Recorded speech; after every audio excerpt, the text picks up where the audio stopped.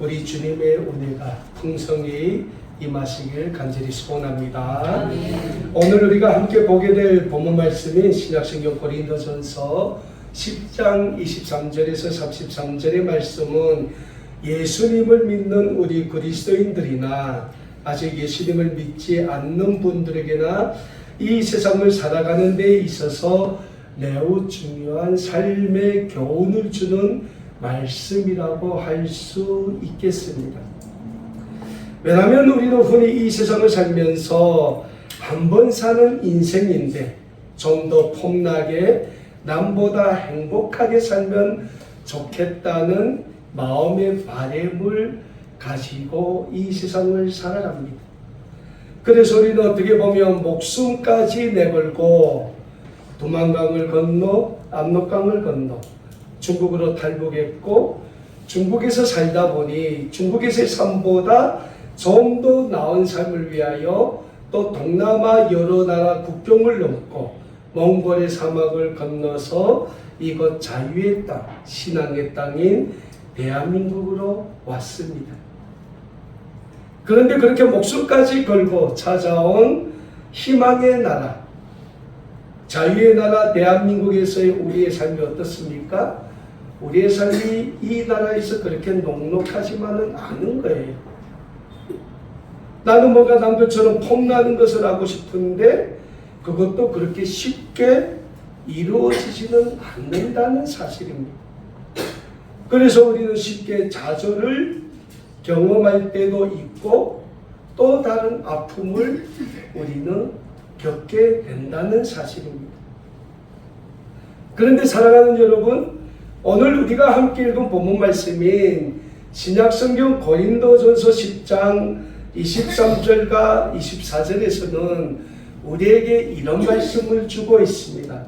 모든 것이 가하나 모든 것이 유익한 것이 아니요 모든 것이 가하나 모든 것이 덕을 세우는 것은 아니니 누구든지 자기의 유익을 구하지 말고 남을 유익을 구하라 라는 말씀을 줘요. 어찌 보면 우리가 쉽게 받아들일 수 없는 말씀이에요. 왜? 아니 내 삶은 내가 만들어가는데 내가 그러면 내 유익을 구해야지 내가 언제 내 유익도 못 구하는데 남의 유익을 구하겠냐 이런 생각이 우리한테 막 몰려온단 말입니다. 그럼에도 불구하고 성경은 우리가 이 세상을 살아가는 과정에서 선택할 수 있는 선택지는 많으나 그 선택이 우리의 삶에 있어서 다 유익한 선택은 아니라는 거예요. 제가 가끔 우리 교회 주일 예배 때 설교하면서 그래요. 우리 고향에서 오는 분들 보면 뭐 이 남한에서 사는 분들도 그래요. 로또 명당 짜려면 줄을 서요. 이 쭉 가면 저 잠실역 사거리 거기에 명당이 하나 있단 말이에요. 길 옆에. 거기는 늘 100m입니다. 그러면 거기서 로또 사는 사람들은 바람이 뭐겠어요? 나 로또 사서 1등 맞는다는 거예요. 근데 다 1등 맞습니까? 아니에요. 저는 몇 번 샀는데요. 숫자 하나도 안 맞더라고요.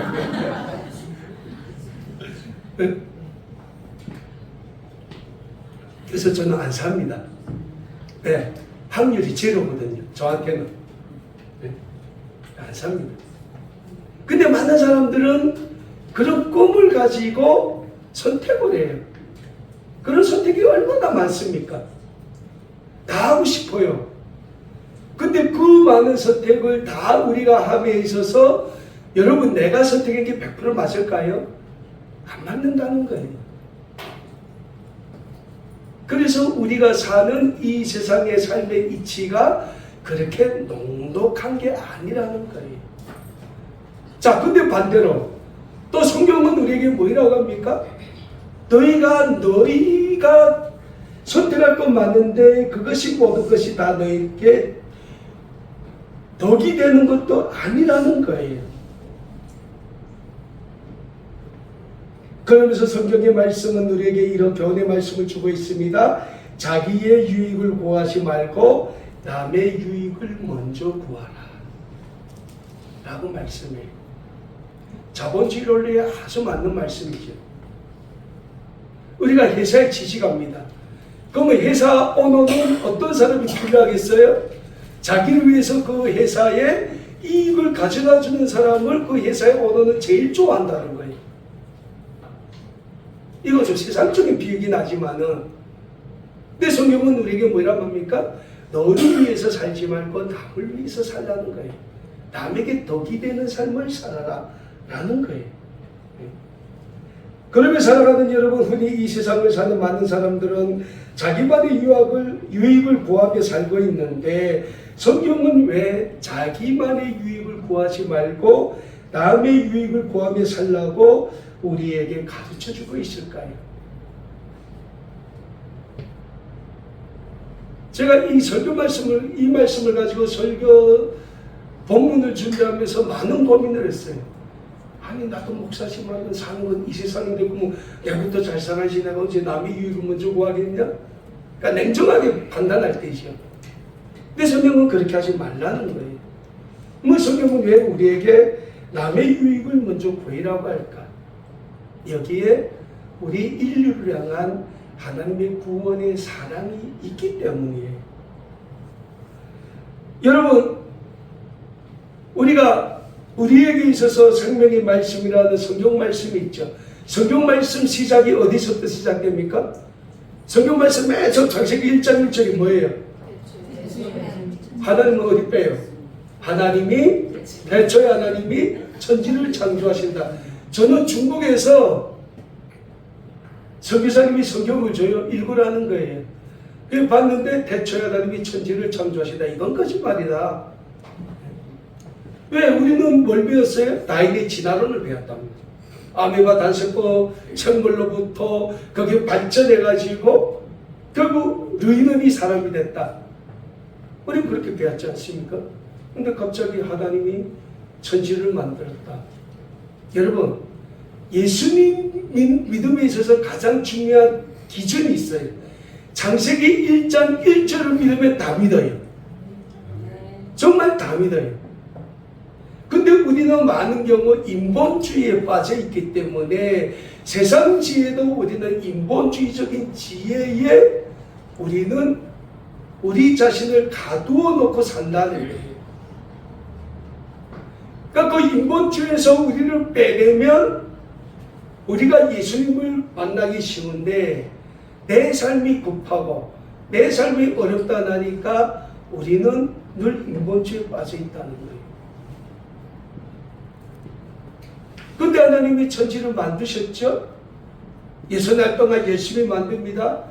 빛을 만들고 하늘과 땅을 만들고 바다와 육지를 만들고 바다의 물고기 동물 만들고 땅에 기는 동물들 만들고, 그리고 누구 만듭니까? 우리를 만드신다는 거예요. 우리 인간의 최초 조상인 아담을 먼저 만드세요. 그리고 아담을 만드시고 하나님이 우리에게 뭘 불어넣었답니까? 하나님의 영을 불어넣었다. 그러니까 그게 뭐냐? 우리가 하나님을 알게 하는 지혜의 영을 부어 넣어줬다는 거예요. 그리고 하나님이 우리에게 뭐라고 말씀하십니까? 생육하고 번성하고 내가 만든 이 모든 것을 다스려 지키게 하라라는 사명을 주시지요. 자, 그럼에도 불구하고 우리 인류의 최초의 조상인 아담과 하와는 하나님의 동산인 에덴 동산에서 하나님께 불순종의 죄를 짓게 됩니다. 그 죄가 뭡니까? 에덴 동산 수항에 있는 선악을 알게 하는 나무의 열매를 하나님이 따먹지 말라고 했죠. 따먹는 날에는 너희는 반드시 죽는다 했는데, 뱀으로 가장한 사탄이 하와를 먼저 꼬드기고 하와가 아담을 꼬드기고 해서 먹는 거예요. 왜 먹었을까요? 그냥 사탄의 게임에 넘어가서 먹었을까요? 아니라는 거예요. 인간이 그 내면에 저 동산 중앙에 있는 선악을 알게 하는 나무의 열매를 따먹으면 나도 하나님처럼 될 수 있다는 자기만의 자기 하나만의 욕망이 있었다는 거예요. 그래서 딱 먹었죠. 먹으면 어떻게 됩니까? 죄인이 된 거죠. 에덴 동산에서 추방되지 않습니까? 자, 성경에 나오는 두 번째 죄가 뭡니까? 아담의 후손인 가인이 자기 남동생 아벨을 죽여요. 왜 죽입니까? 아니, 가인도 하나님께 예물을 올렸고 동생의 아벨도 하나님께 예물을 올렸는데 하나님이 가인의 예물을 받지 않고 동생인 아벨의 예물만 받았다는 거예요. 그러니까 가인이 가만 보니까 괘씸하지 않아요. 아니, 똑같이 올렸는데 왜 하나님은 내 건 안 받고 내 동생 걸 받지? 그러니까 그 순간에 동생이 곱겠어요? 믿겠어요? 미운 거예요. 인간의 질투. 동생보다 자기가 먼저라는 거예요. 그 동생을 죽이죠.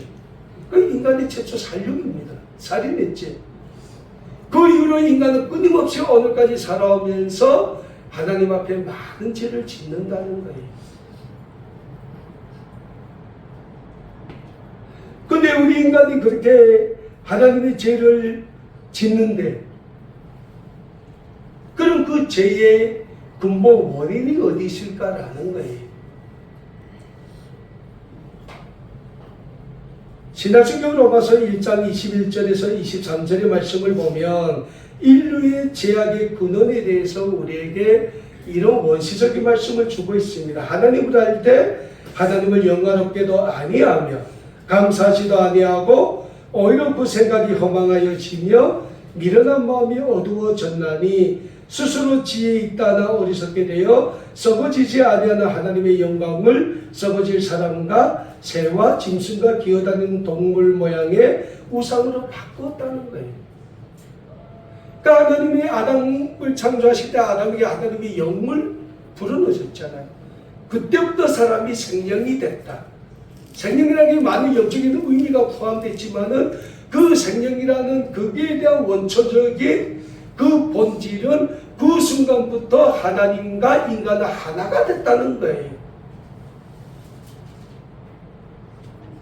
하나님이 인간을 흙으로 만드는데 거기에 하나님의 영을 불어넣었으면 인간과 하나님은 하나가 될 수 없어요. 그냥 인간도 동물처럼 다녔을 거예요.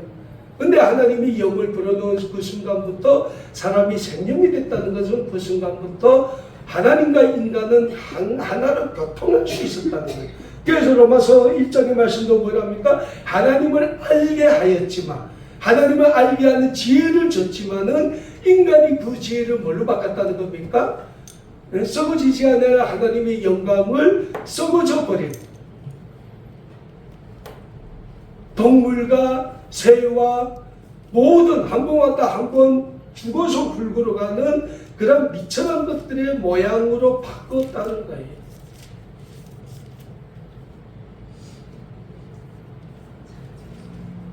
사랑하는 여러분, 그래서 우리는 우리 인류를 맨 처음 창조주 하나님의 존재를 알고 창조주 하나님에게 순종하게 만드셨던 최초의 그 하나님의 인류 창조의 본질로 우리는 돌아가야 된다는 거예요.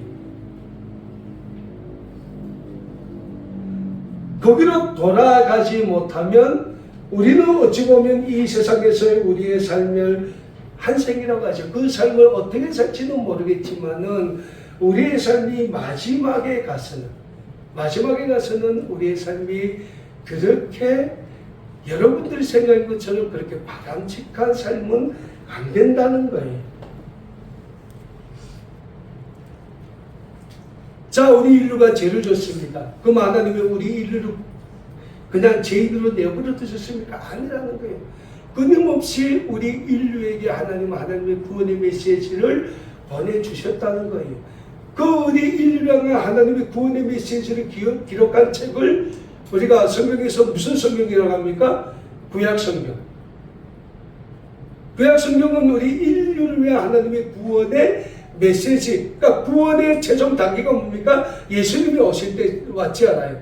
그러니까 그 전까지 내가 너희를 버리지 않고 내가 너희를 반드시 구원하겠다고 수많은 선지자들 통하여 우리에게 전한 말씀을 기록한 게 구약성경이죠. 그리고 마침내 예수님이 왔어요. 예수님이 누굽니까? 하나님의 하나밖에 없는 아들이잖아요. 그러니까 예수님을 우리가 쉽게 말하면 하나님이에요. 그 하나님이 죄인된 우리를 위해서 인간의 몸을 입고 이 세상에 왔다는 거지. 그리고 그 하나님이신 예수님, 아무 죄도 없는 예수님이 우리 인류의 모든 죄를 지시고 어디서 죽으십니까? 십자가에서 죽으십니다. 자, 예수님의 삶이 그러면 예수님 자신을 위한 삶을 살았습니까? 타인을 위한 삶을 살았습니까? 여러분들 보기에는 어떤 삶을 살아간 것 같아요? 타인을 위한 삶을 살았어요. 예수님은 철저하게.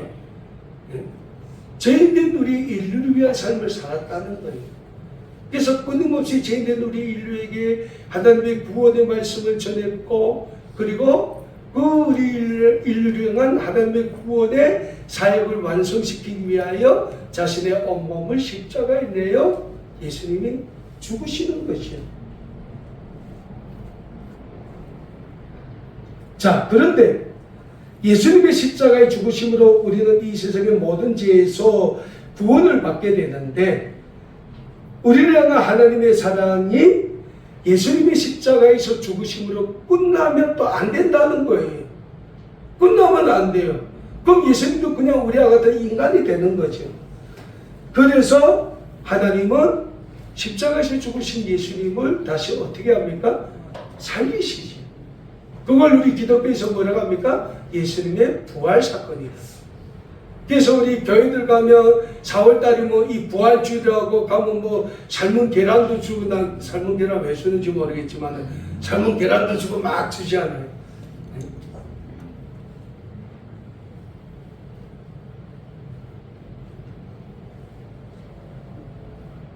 오늘 본문 말씀이 고린도전서의 말씀에서 우리에게 너희가 선택할 건 많지만은 너희의 유익을 구하지 말고 남의 유익을 구하는 삶을 살아가는 게 여기에 중심이 있는 거예요. 예수님이 우리를 위해서 사셨기 때문에, 우리를 위해서 하나님이신 예수님이 자기의 모든 삶, 비록 33년이라는 짧은 삶을 예수님이 사셨어요. 거기에서 30년은 우리처럼 인간을 위한 삶을 사셨고 3년은 하나님의 공생의 삶을 사셨죠. 그 3년이라는 짧은 삶을 통해서 하나님은 그 예수님의 삶을 통하여 우리에게 하나님의 구원의 은혜를 보여주셨기 때문입니다.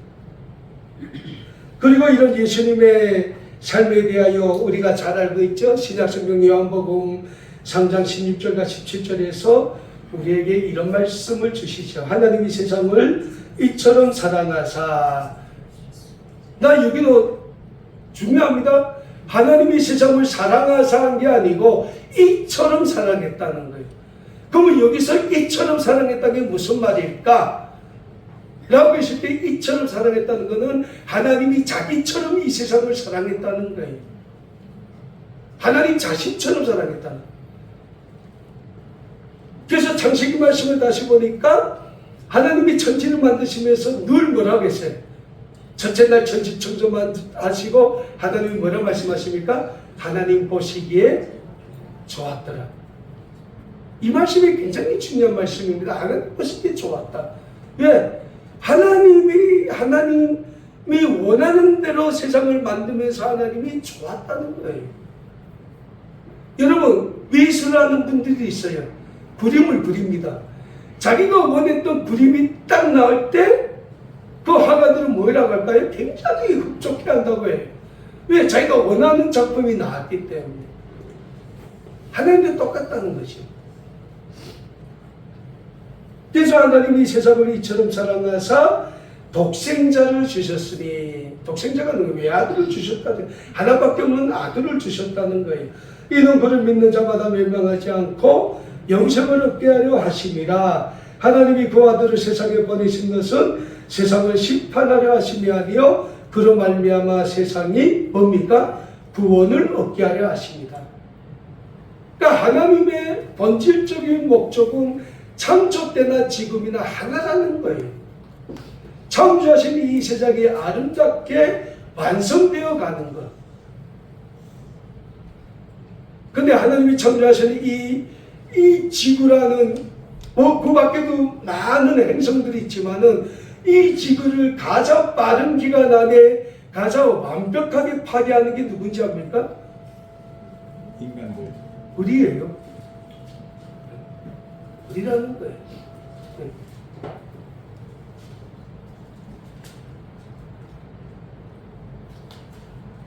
사랑하는 여러분, 우리는 오늘도 우리 자신만을 살아가고 있지만 하나님은 그러한 우리를 위하여 외아들이신 예수님을 이 세상에 보내주셨다는 그 구원의 진리를 우리는 믿어야 합니다. 그리고 믿으면 되냐? 아니라는 게요. 그리고 이 영적인 진리를 믿고 입으로 고백하고 예수님처럼 살기 위하여 노력하며 이 세상을 살아가고 있는 우리를 이 세상은 어떤 사람이라고 부릅니까? 그리스도입니다. 예, 그리스도를 닮아가는 사람들, 그리스도처럼 사는 사람들이다 해서 그리스도인이라고 부른다는 겁니다. 저는 오늘 이웃사랑 전도 축제에 참여해 주신 모든 분들도 우리를 사랑하시어 십자가에 자기 자신을 내어주기까지 살아가신 우리 예수님을 마음으로 믿고 입으로 고백하고 우리의 삶에서 예수님의 삶을 닮아가는 삶을 살기에 힘쓰시는 그리스도인들이 다 되실 수 있기를 간절히 소원합니다. 그래서 오늘 본문 말씀인 신약성경 고린도전서에서는 우리에게 우리의 유익을 구하기보다 타인의 유익을 구하는 삶을 살라고 권면하고 있는 겁니다. 그러면서 오늘 본문 말씀인 신약성경 고린도전서 10장 31절에서는 우리에게 이런 말씀을 주고 있습니다.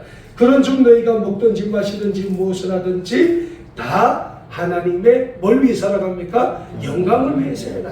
영광을 위해서 하라.